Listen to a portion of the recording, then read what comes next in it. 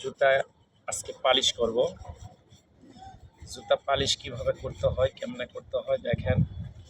আমি জুতা পালিশ করতেছি। দেখেন আমি জুতা পালিশ করতেছি। জুতা আগে প্রথমেই মুছে নিব। জুতা প্রথমেই মুছে নিয়ে আমি আগে মুছতেছি, মুছে পরিষ্কার করে নিব।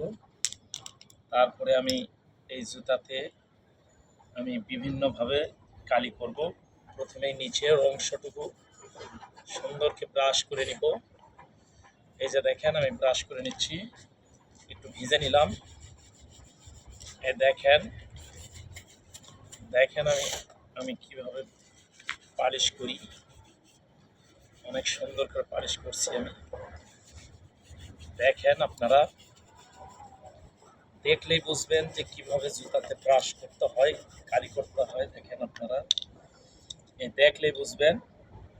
এই দেখেন আমি এখন প্রথমেই দিয়ে নেব, নিচে কালি করব।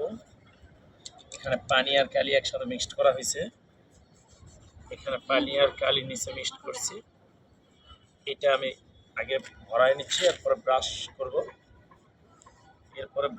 দেখেন আমি কিভাবে ব্রাশ করতেছি। আপনারা দেখেন, আপনারা দেখলেই বুঝবেন যে আমি কিভাবে ব্রাশটা করতেছি। এই দেখেন আমি ব্রাশ করব এখন ব্রাশ করব। দেখেন ব্রাশ করব, এই যে আমি ব্রাশ করতেছি। এই যে আমার ব্রাশ, এই আমি ব্রাশ করলাম।